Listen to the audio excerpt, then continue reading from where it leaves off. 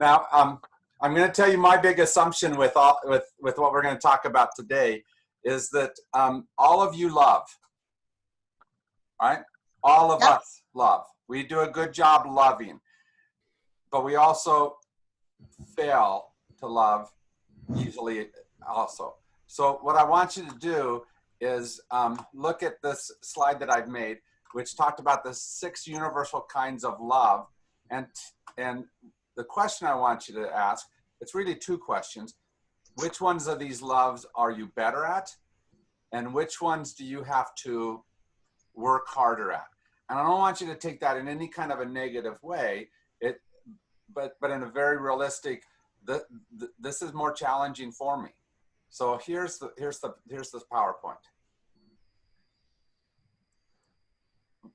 So you can see that the 6 kinds of love, which refer back to that that channeled, the 4-chambered heart that we have. Right. We have love between mates and lovers, love between parent and child, love between friends and colleagues, love between professional alliances, all those different ways we connect that way, the love of self, and then that agape or unconditional spiritual love. Which ones of those are easier for you? And if you want to use some criteria to be able to do that, think about, like, for example, love between parent and child. My kids love me really well, but I would ask that question of how well did they feel loved growing up? Because I was 1,500 miles away from them during much of their growing up. So do they feel a distance because of that, because I wasn't as close? And so ask those kinds of questions of yourself. Which ones of these do you, let's start with the easy. Which ones do you think you do well?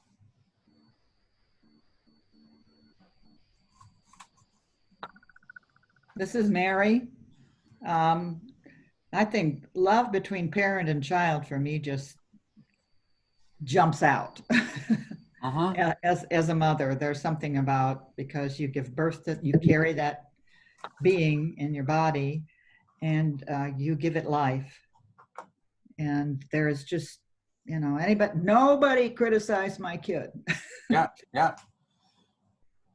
Even the teacher. Right.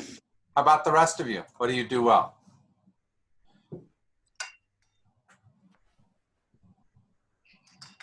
Well, I definitely did the best I could.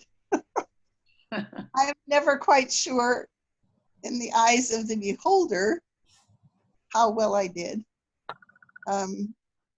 There's a joke in our family that my daughter said I only adopted her so I could practice up to do it right for her brother. She's kind of held on to that, and she's 50-something now, and so I don't know if she's ever going to quite. Yeah. Whether it's the right story or not, that's the one she tells herself, right? Yeah, and so my evaluation of that piece is colored by her assessment, especially since we're living together. It's like, okay, I have to remember that I wasn't the ideal person for you at that time. Yeah. How about the rest of you? For me, I would say friends and colleagues. And also, I don't know, I have some really nice relationships with, like, the woman who cuts my hair. Yeah. And the woman that I have a massage with, both here and in Oregon. Mm-hmm. So for me, those are really easy and natural. Good. That's good. This is Laura. I think for me, it's probably the love between myself and my husband. And then professional alliances as well. I'm in some volunteer organizations, and they are truly loving people and missions. Good. This is Mike. Yes. I'm hesitant most of the time with these kind of questions, but the one that kind of sticks out for me is the unconditional love. Mostly because of when I spent time realizing that so many times my love had conditions. Yeah. That just was a real wake-up call for me. And so when I want to not attach conditions to that which I care about. Yes. That one, I mean, it's not, the ordinary kind of common understanding of love. But using that, when to put that unconditional word there, it just slaps me in the face. Yeah. So anyway, that's mine. As it should, because sometimes the unconditional love is hardest with the places where it's probably most appropriate, because do I love the guy in the car next to me in the moment that he's doing whatever he's doing that is getting in the way of what I want to do, right? True unconditional love says, go ahead and go first, sir, even though you're going 25 miles under the speed limit. I don't easily give that kind of love. Well, right now for us, never mind.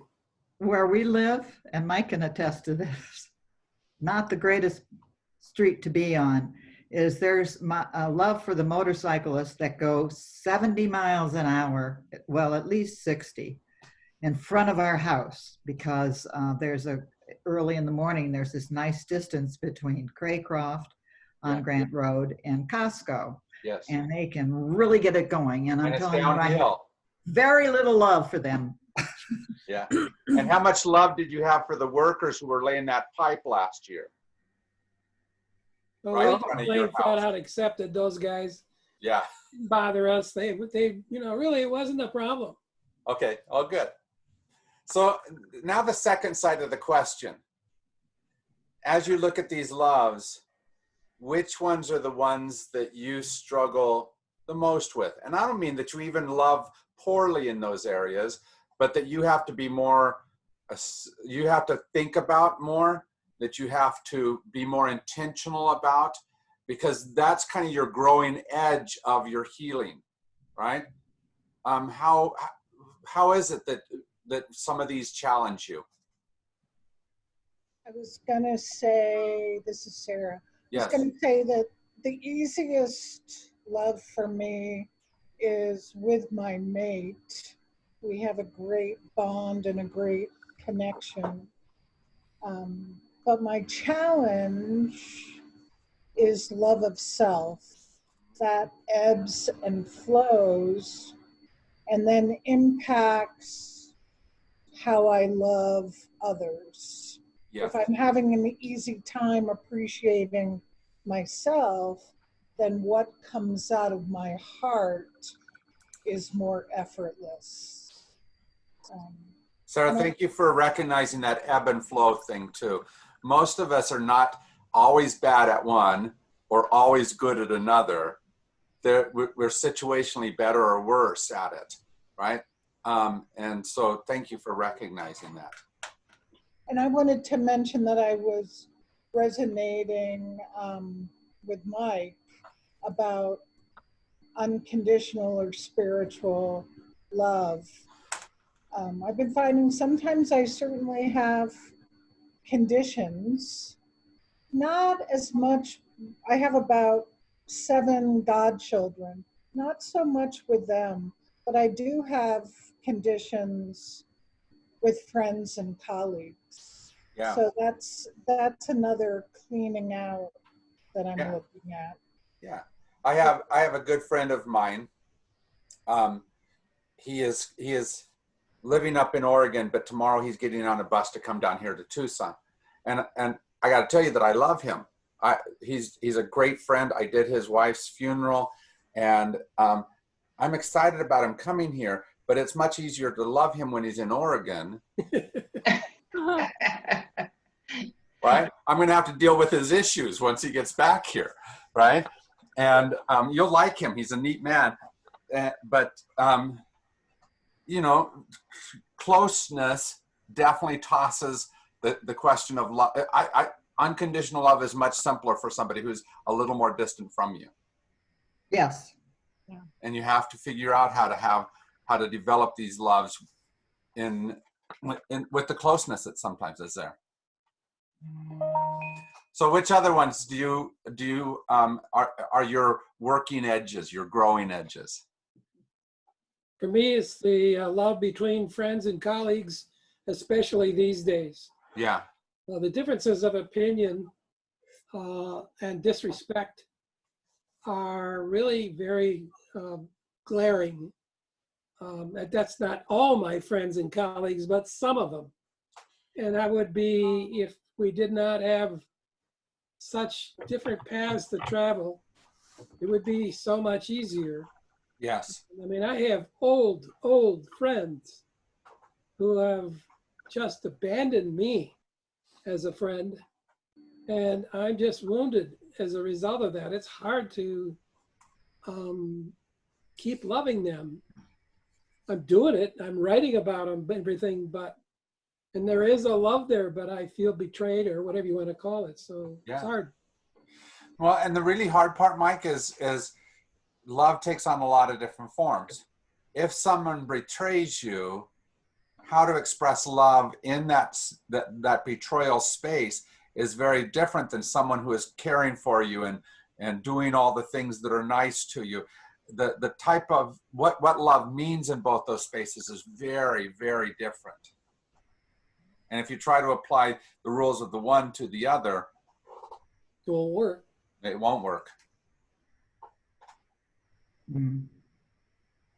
I think for me, it's between myself and my sister, my sibling, which I don't see on there, but Yeah, because it's hard to tell if they're a friend, a colleague, or if they're one of the other things. right.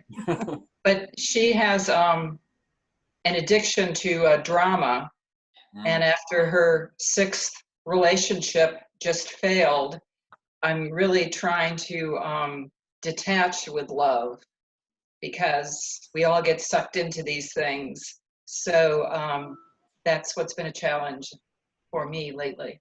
Yeah, Mm. thank you. Bless you. Who else? Which one of these loves tends to be more challenging for you? This is Siri. I think love between friends and colleagues, that's one that I'm probably the best at. And at the same time, it's the greatest challenge to me.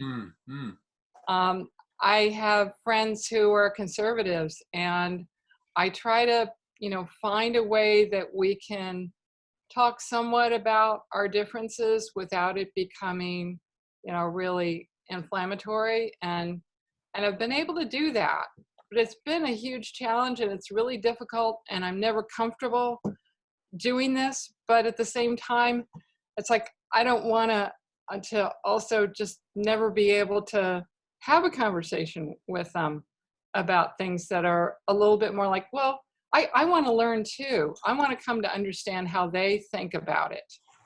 Yeah. Because something like abortion, there's a number of different ways to look at it. That's right. And actually, I learned that I learned to start to see it, to just, get the information first and start to understand where they were coming from and what they were feeling about it and what they were focusing on. And that helped me to really have more compassion for their point of view and to be able to feel more like I could have them as a friend. Yeah. And the hard part, I think, is if we go back to the basic definition of what a healer is. You remember what it is? Pay attention to what has heart and meaning. If I'm looking at this person and they have that part of their heart fixed on something that I'm looking at and going, how the hell can you have that in your heart? It's hard to have that love for them because we just don't understand, or we just don't, it's hard to agree with. And yet that's true love, is where we're trying to look past what I think should and hear why it is that they do. And that's really hard for us on some of those issues, especially if, for example, in abortion, one of the really hard parts about abortion is such hard lines have been drawn there that it's hard to see good on the other side of the line. It doesn't matter which side of the line you are. Right. We've drawn those lines so harshly and diminish the other side so much that it really is hard to believe that they have that in their heart. Yeah. And that's true with many of the issues that divide us. And the more they hold on to singularities, or we hold on to singularities, that it has to be a certain way, the more that increases. Yeah.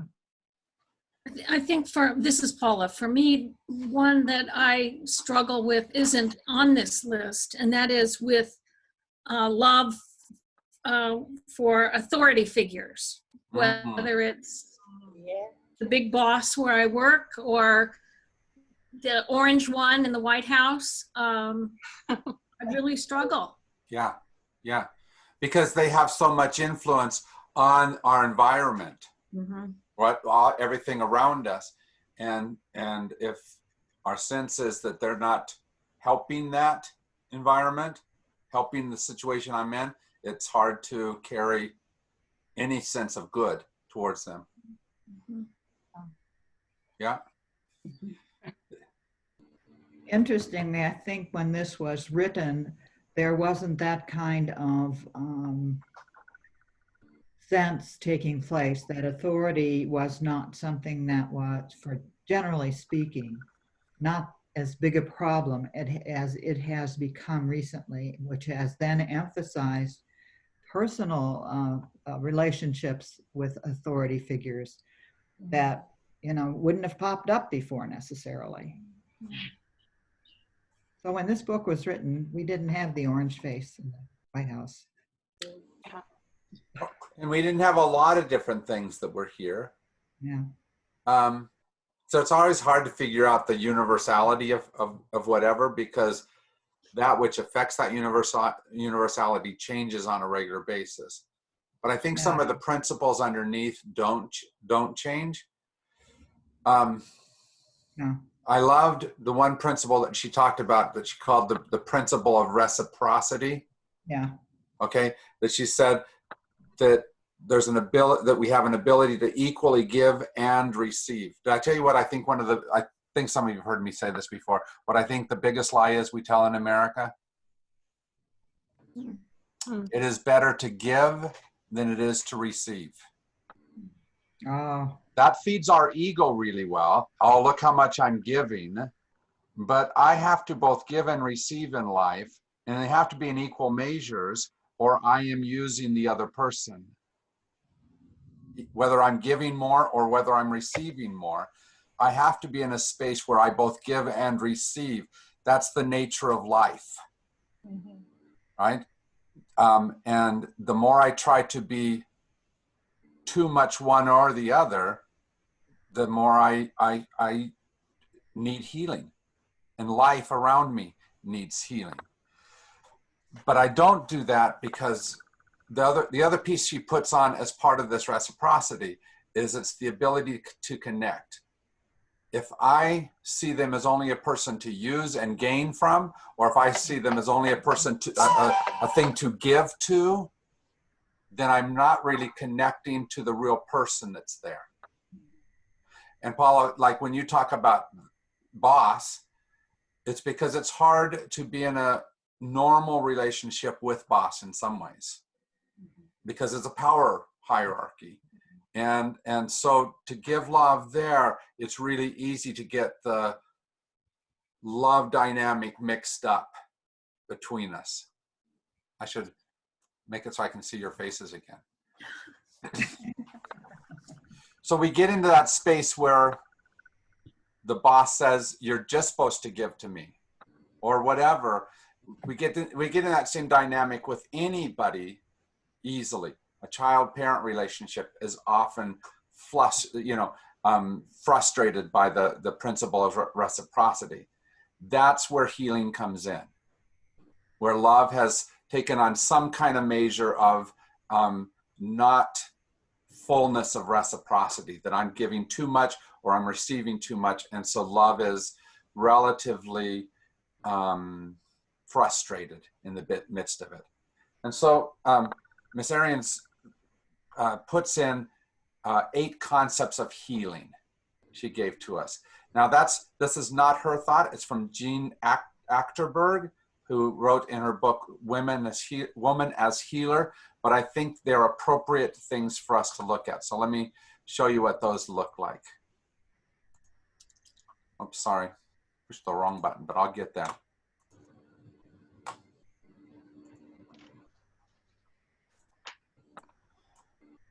Sorry. Can't get to the top of this. Okay, there it is. So this is what we're looking at, is right down in here. Healing is a lifelong journey.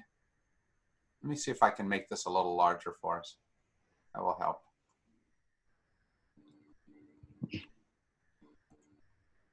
I can't. Okay, I'll get back to it. Healing is a lifelong journey towards wholeness. John Wesley said that we are moving on to perfection. That as Methodists, we're supposed to be continually listening to life around us and hearing from everyone around us how to continue moving closer. Every relationship we're in should be helping us to figure out something about how to love better. Which of your relationships make it hard for you to see them as a teacher of love? But aren't some of those difficult people to love some of the ones who teach you the most about love? Even if it's in the negative, even if it's in the way of saying, I don't want to do it like they do. How are you right now on a journey towards wholeness?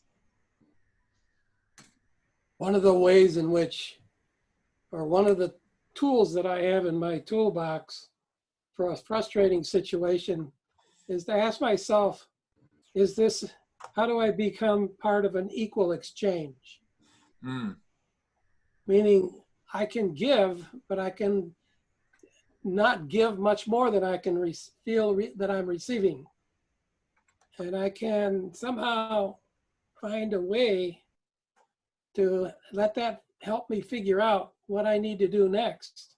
Yes. I also was taught that to walk into a fresh situation where there may be difficulty and say, what's the most healing, translated to loving thing I can do right now? And are you pretty good at figuring that out, Mike, or are you like me that you wish you were better at it? Well, I'm too often surprised, I think, and unprepared. It's not that I don't have the intention within me, but I think too often I'm not ready for it. Okay. No, he's not. Yeah. I'll answer that. Okay. I'll take that as a person with a lot of love speaking into Mike's life. It is. In fact, if I were going to speak about the most difficult thing on the universal kinds of loves, it's between mates and lovers at this point, especially when you're isolated together. And the strain in, at least it is on my part, not wanting to offend and not wanting to injure.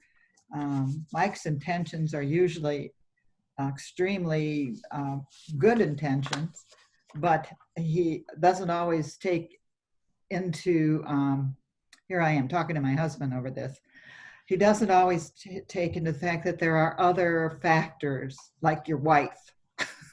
Yeah. But you know why love between mates and lovers is so difficult? It's because of the very thing that makes it the best. You are on top of each other. You know each other deeper. You have more opportunities to step on each other's toes and to offend each other. And that's why there's such a high rate of broken relationships, because you are deeper into each other and can hurt each other more than anybody else could to you. No, that's true. So that's a challenging relationship. And along with that, it comes with the deepest rewards, but it also comes with the deepest risks. It does. I feel really blessed about my second marriage. Uh-huh. And because we're both mostly retired, we spend huge amount of time together. And I love being with this guy. But that wasn't always the case when we were courting. There was a lot of fire, a lot of difference of opinion because we were older and set in our ways. Mm-hmm. But we've come a far piece in terms of understanding one another and enjoying one another. The most challenging relationship I have is with my pastor, and I think it's evolving really nicely. I wasn't going to bring that up. It's all right. That's a good thing to bring up. I love Jim Wiltbank very much, and we actually had an argument about love once. And because I wasn't willing to accept his love, I hope I'm not talking out of turn, I think it relates, is I hurt Jim Wiltbank a whole lot because I wasn't willing to accept his love. So one of the biggest challenges still in my life is my relationship with this colleague. And reading this book has actually helped me with my relationship. But I often have challenges with other ministers because of my education, my background, where I come out of in New England, the era, the fighting for the ordination of women. But during the past 2 months, I've been looking and feeling and stepping in to one of my favorite pastor, Jim Wiltbank's shoes, and feeling how he might have felt during our different arguments, feeling Jim. And as I read this book, I'm looking at myself in a whole different way. It's sort of hard. It's really hard to do the deep inventory taking. And so to understand another person, to understand where someone else might be coming from instead of where I was coming from is just fascinating work. Yes. It opens my heart.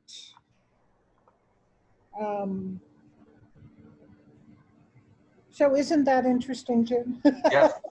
And much of what you're talking about, Sarah, is the second principle that is here, because all of us forget. And healing is remembering something that we have forgotten. Now, she says specifically, specifically about that we've forgotten about connection, unity, and interdependence, but it is about all those things about the relationship. And the tough part is that some relationship we have sometimes clouds some other relationship that we have, right? What I learned from this person over here may or may not be applicable to this person in front of me right now. But if I try to make it applicable, I sometimes draw the wrong conclusion. So I have to forget that which was good knowledge there in order to deal with this here. Sometimes I have to forget what I think is really good knowledge or really good skill that has no application at all in the present moment. Right? Sometimes I have to remember something that I knew 20 years ago, but have just not been working on for however long it's been. Maybe it's something that I knew as a child, but it works just as well as an adult, but I've been told that was a kid thing and I don't have to do it now, or shouldn't do it now. Interesting. I've been told to grow up. I want to add to your list, since I'm doing this work. Yeah. Internal work, not with you, I'm doing an internal, but healing is embracing what is most feared is the next one. Yes. And healing is opening what has been closed, softening what has been hardened. So part of my work is that I don't always have to be right. Yeah. And all of that is hard for our egos, isn't it? For all of our egos. But I like to be right. We all do. That's why it's difficult. And that's why love is the challenge that it is, and why we need to be healed. Because as good as my answer might be, it may not be a universal answer. And when I give in to the fact that that other person may have part of the answer too, part of what I'm saying is, Jim, you're not perfect. And so we all have to, we have to, each of us heal from that sense of perfect. I think Go ahead. there are times when you're in relationship with someone who is your professional peer. You do the same work. You're both ministers. You're both executive directors. For me, it's so easy for me to be judgmental, thinking, well, I wouldn't do this way. I wouldn't make this decision, and trying to figure out how to pull back from that and be more open to learning from that person. And maybe as I think Sarah was just saying, I'm not always right. Yeah, yeah. It's really funny, Paula, is, okay, so one of the primary things we do as pastors is all that Sunday morning stuff, including communion. And I remember my wife giving me an elbow one time when we're at some worship service being led by someone else who's up there doing communion. She elbows me and she says, quit mouthing the words. and by that, because we've talked a lot about this, is quit critiquing what that person's doing, because you would do it in a different way. Mm-hmm. Right? And so when you're looking at somebody on one of those levels like that, where you would have made different choices, you have to be careful to make sure you're not unloving them in the midst of that. Yeah. Right? Oh. And as Sarah said, some of the things that help with that is looking at what you fear. And is that person challenging you with some of the things you fear? Is that person asking you to open up or to soften? And oftentimes you will put up the barriers against those things just because that's not how you do it. But yet that person may be calling you into your better self, even if it seems like it's a fearful space. I have no trouble. Well, Judy, go ahead. Well, one of the things I found is that I have to be careful about the words I use in my head. I was listening before when Mike was talking about betrayal. And for me, there's a distinction between betrayal and being let down. Betrayal feels really intentional and mean and purposeful. But being let down means I've had an expectation that I may never have even spoken. Yes. The person may not have known about. Yeah. But the fact that they didn't fulfill my expectation makes me feel let down. And that's easier for me to soften, I guess, than the notion that I've been betrayed. So I just work on the words I'm using for myself and with myself. Yeah, and I think anytime, if we're trying to enter into a space where we can heal, which means that we're trying to step into a space of more love, one of the first steps is always to try not to see the other person as enemy, as opponent. And many of the places that are broken in our lives or that are hurting in our lives is where we've set up the other person in that antagonistic space where we can't see them as the healer of, or the one with whom we want to be healed. And as long as we hold that wall between us, it will be harder to find healing. Right? Could I bring reciprocity into this list? Yes. Healing is embracing what is most feared. I think for me, and I will give an example that has taken place in my life over the years. When I was a freshman in college, and this began to become conscious to me, that women on the floor would come and knock on my door. Shindeli, can we talk? Which usually meant, can you sit and listen in the next room, which was a common room. And then one time, after this would go on frequently, and one time I opened the door to my shared room with my roommate, and there were a whole bunch of women in there, and they said, you let us share everything that we need to share, but you don't share anything from you. Mm. And I think that part of that is, and I've had people say that to me before, is because I'm afraid you'll get to know me and you might not like me. Yeah. I mean, you like me as a listener, but do you, would you really like the me that is the real me if I let you in the door? Yeah, yeah. And all of us have those spaces that we guard. Mm-hmm. So for a lot of reasons. Yeah, I'm not able to reciprocate very well with that kind of thing. I mean, I let a lot of stuff in, but I don't let very much out. Sure, but sometimes the spaces that we find ourselves in ask us to do that. If I am boss over, then there's a certain amount of where I'm asked not to be a whole person with that employee. And it's too easy to extend that further than just that relationship. And if I'm the parent, sometimes it's hard to be a real person for the child with all the flaws and everything, right? With all the I don't knows. Yeah. And part of what we have to figure out is how to be all that. But I think that that's at least part of what's being asked in the next 2 points here. I think these two about entering into the transcendent, timeless moment, and that healing is creativity and passion and love.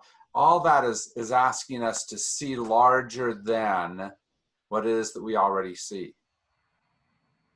To be able to see that I don't have to be just the boss that I am, but that I can be a human even in my boss position, or the other way around. That in all my places, I can have larger than just what I've already taught myself. But I have to be actively open to that. One of the things that I've found myself doing or accepting and even saying is I've had to learn to love the things that were most annoying in somebody else. Well, and with some of the people you know, I'm just kidding.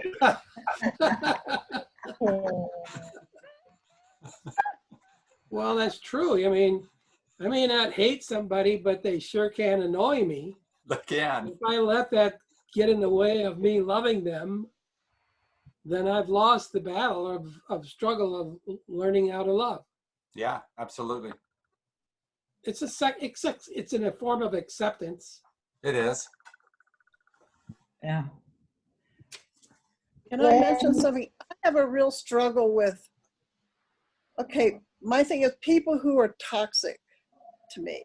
Uh-huh. And setting boundaries. And I guess I'm not hearing any of that. And I'm wondering, I guess I would like to know your feelings on that. Yeah, I think, Judy, what you're raising is some of the most difficult things. How to love each person, especially if they are in that moment for us toxic. What is the right reaction to somebody in that type of moment? Because we can all be toxic in a lot of different ways, can't we? And how do I guess my thing is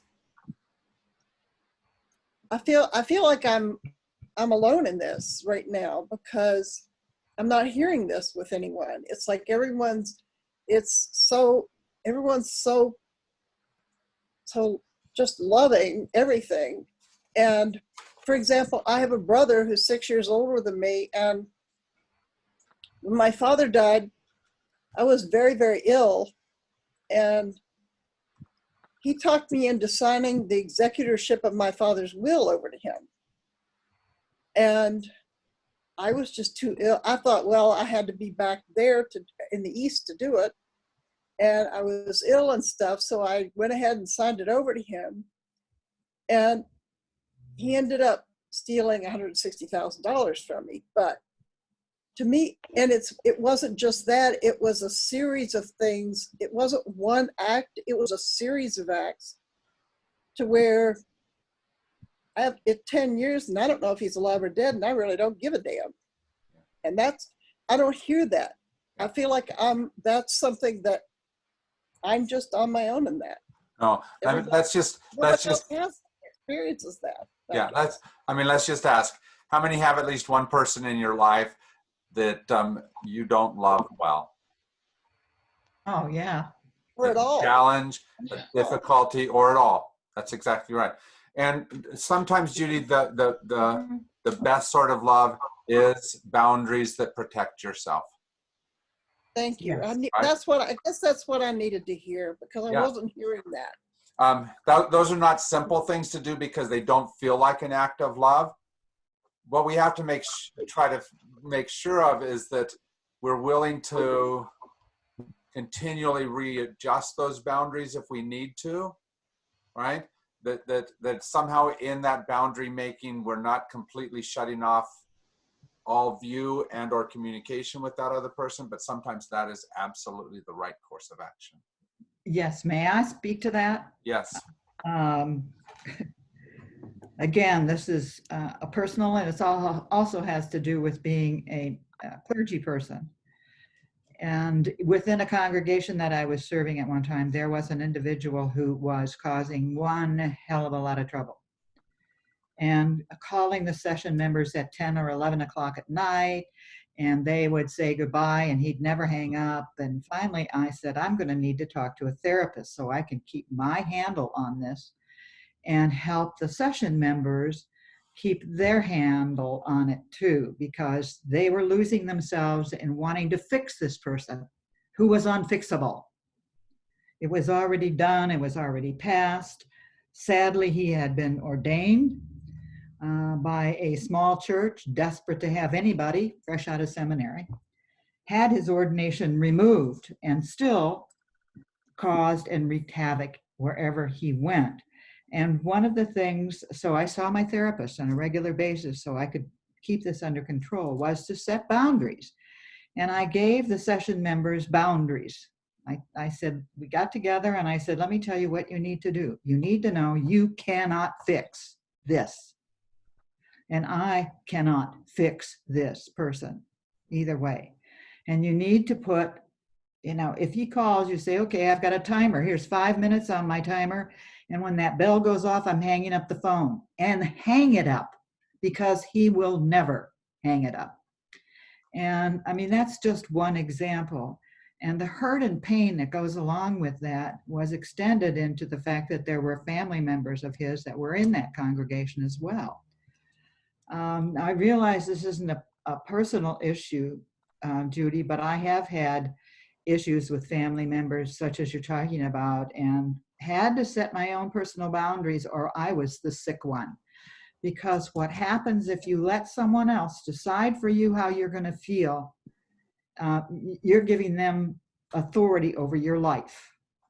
You're giving them authority they didn't even ask for, because you're letting them determine how you feel. And I don't want you to feel that way, Judy. I don't want you to feel that way at all. But I know that you are. And as soon as you can say, I'm not going to let that asshole determine how my morning is going to be in my life. Yeah. And one of the best. What I had. Yeah.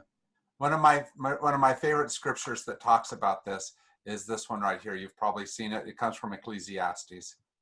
For everything, there's a season and a time for every matter under heaven, a time to be Yeah. born and a time to die, a time to plant, a time to pluck up what is planted. Now, plucking up what is planted sounds really good if you're talking about crops, but plucking something up from somebody's life doesn't have quite the same space, does it? A time to kill and a time to heal.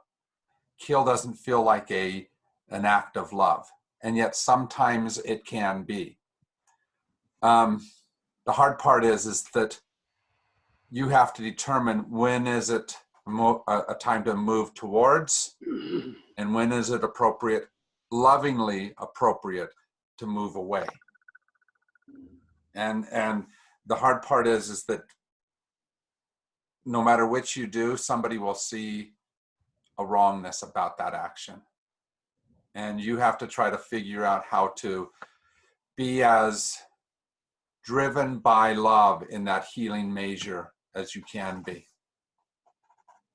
And that's when the self-love comes in, doesn't it, Jim? I mean, because if you don't do that, you're destroying yourself. That's exactly right. Yeah. You're balancing one love versus another love. You're trying to do, because the bottom line is none of us get to hit 100% on all these loves every day.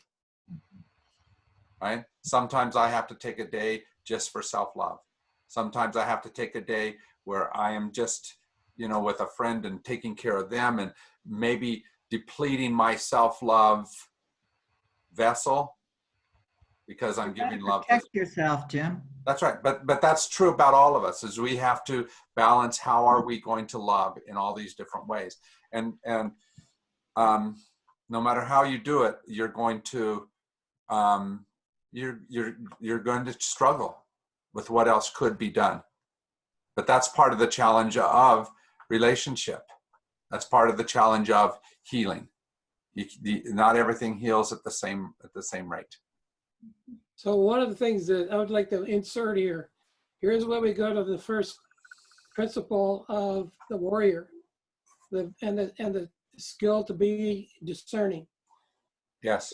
It's valuable for me to love. I have to keep an equal exchange for love of myself or of the other. But if I get caught up in thinking what I should do is a trap. And I think that we need to move to one of the other particular messages that for agreements. Yes. So let me go back to this thing that we've been looking at, because there's 2 points that you need to look at still. Let me go down to the bottom one. Mike, I think what you're talking about is healing is learning to trust life. Right. Is that you have to trust larger than just your own instincts alone, that you have to fix the situation, that it's all about you, but that you are part of the larger healing mechanism. And that helps a lot. But I think that's part of what's being said in the one just ahead of this. Healing is seeking and expressing self in its fullness. Light and darkness, male and female, right? And all the other dichotomies we put in there. And the more we say, only this is good, and this is the right answer always, the more we're going to be less than the full human being that we need to be, right?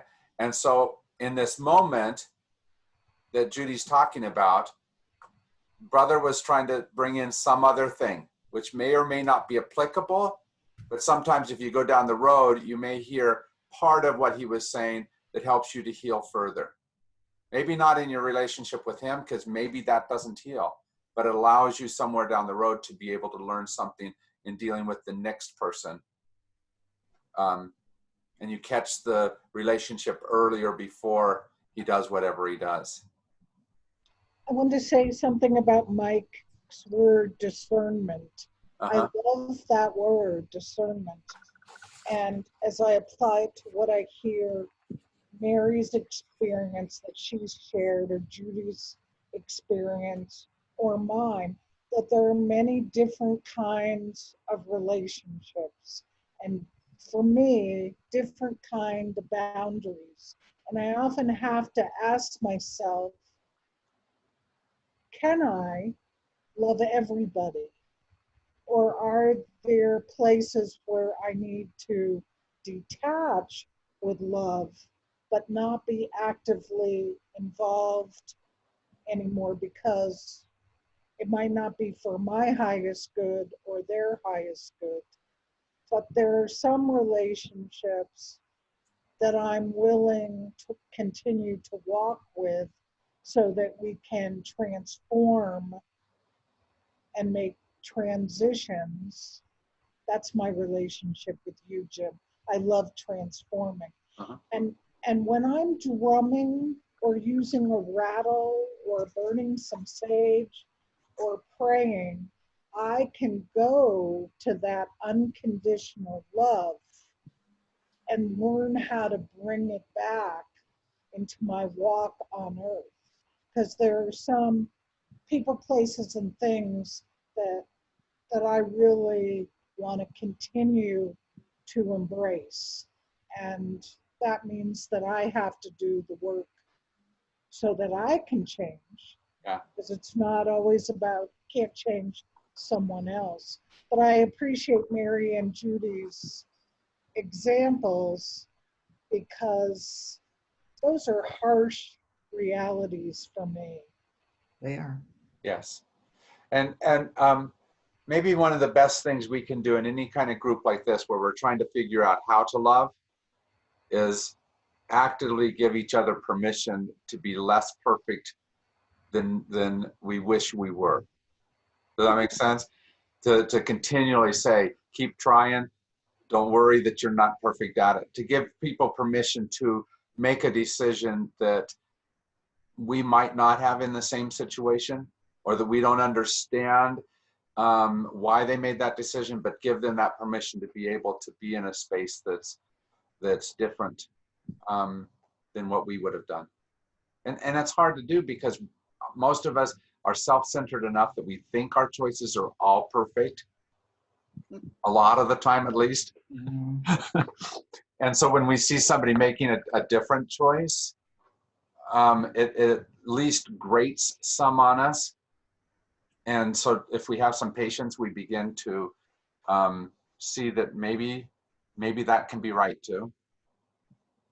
But all of healing is trying to continue in that relationship as much as possible. We have quite a bit of stuff left to do with healing, but this is good stuff that we're doing. We haven't even gotten to the second page. No. You want to take another week with the healing, with the healer. Can we do that? Yeah, because Then I like the shadow. Yeah, then let me just start with, the shadow side is a really good side. So let me just start with, not really start, but just set the mood for next week. And Sarah started us off on that. Let me show you what the empowerment tools are. If we're going to be a healer, here's some of the things we need to look at. You mean we can drum together? Yeah, the journey work in the drum, being able to be on that journey and hearing the beat of the drum and all of that which helps us travel is important. But I think that traveling is an outbreak of what I really want you to look at, and that's this one right here, the storytelling aspect. Yeah. Much of what needs to be healed has to do with what story we're telling each other and how we're hearing the story of the other as well as ourselves. And so what I want you to kind of think about as we go from this week to next week is the types of stories that seem to play in your life. What kind of ways are you speaking about those other people? How are you in your imaginings or even in your vocalizations? How are you framing that other person? Reframing. Or reframing that other person. Yeah. And how is that helping or hurting that love? So as we move towards that, we have about 3 minutes left. I want you to think of just one person and just tell me some of the framing, and I want you to only take about 10 seconds each to just tell me this person, and I frame them like this, and this helps me. or I frame them like this and I can feel the way that that's hurting my relationship with them. Does that make sense? So some of the stories you're telling, what might they be? I'll start with someone that you know well. And this was an easy framing for me.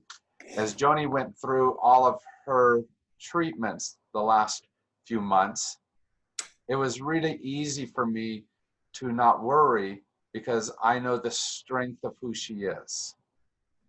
And so my frame for her was, she's a strong and a powerful woman. And so I can trust her in that. And so it made it very easy for me to be in love in that space. So how about the rest of you? What's one of the stories you tell that either helps or hurts? Well, my brother is someone that I have some challenges with occasionally, and it's partly I have a challenge, I think, in allowing myself to see him as he truly is versus, say, my husband, who doesn't have that strong of a positive opinion about him, and sort of how to separate what I'm getting from his read of my brother versus what I'm really allowing myself to experience with him. And we don't really see each other. He lives in Canada and we don't communicate that often, but I generally don't come away with it feeling that great. Yeah, yeah, absolutely. Thank you for sharing that. Anyone else? Well, this is Mary. Again, Maggie brought up the brother, and it made me think for many years I had that kind of relationship with my brother because we rarely saw each other, and he traveled all over the place, and I was always suspicious about what was going on in his life, and I had judgments about his relationship with our parents. And finally, politically speaking, my brother and his wife were extremely liberal, and they had very open practices in their church in Washington, D.C., and they wanted to tell our parents about it. Well, my parents were not well and old school and very Republican in the classical sense of the word. And it made them very angry that Steve and Joan were working for anybody other than a Republican. I mean, furious, angry. I finally said to him one day, the only way I can tell you, Steve, is that you're really hurting me and your relationship with mom and dad because they could care less what you think about. After all, they're your parents. Don't you have something in common you can talk to them about other than politics? And it was the only thing I could do to make a break in what was disintegrating both of our relationships with our parents. Yeah, I think when we tell a story, especially if it's about relationship, and we say the end, and we end the story, then we've also ended the healing. And part of what the journey aspect is that she's talking here with the drum continuing to beat is it's asking that question of, is this story finished? Or are you allowing yourself to continue to be on that journey and not saying the end? And it's hard, like with where Judy talked about her brother who did such a harsh thing and has now disappeared. It's hard not to have that story completely ended. But obviously in your heart, you're still working towards some kind of understanding of that. And that's not a bad thing to do, that journey continues, even if not in relationship with him, in the larger picture of relationship. How about the rest of you?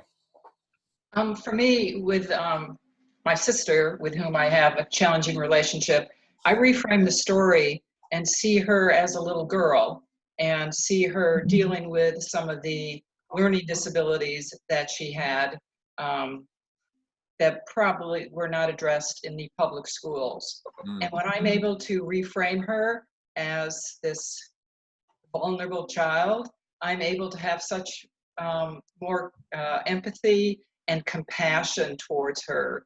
And that has been extremely healing for me. Nice. Oh, Thank you so very much for sharing that. wow, Laura, that's great. Yeah. It's taken a long time. It does take time. Practice. Yeah. Lots of meditation. Yeah. Classic example of reframing what you Yes. have done. Yes. And that's much of what we want to learn how to do as healers, and what we want to learn out of this section is how to be able to tell those different stories and move towards those different understandings. So as you move towards next week, kind of think inside yourself, meditate, figure out some of those major storylines that you're holding on to. What are the narratives of life? What are the narratives that you overemphasize, or the narratives that maybe you need to learn stronger, right? How is it that you're viewing people because of the ways that you're telling the story, so that then we can talk about how to begin using that to move each of us towards better health, right? And also to use your story to help someone else. Because the same storyline that you may be using might provide a different frame for somebody else. Yeah. And part of the healing, part of the healer in the community is that they are able to use the stories of life to help someone else heal. All right, thank you for your time today. Thank you, everyone. All right, Yes, you. okay. bye-bye. Arrivederci. Ciao. Thank Ciao. you, Jim. Yeah, my pleasure. Thanks, Jim. Yeah, bye-bye.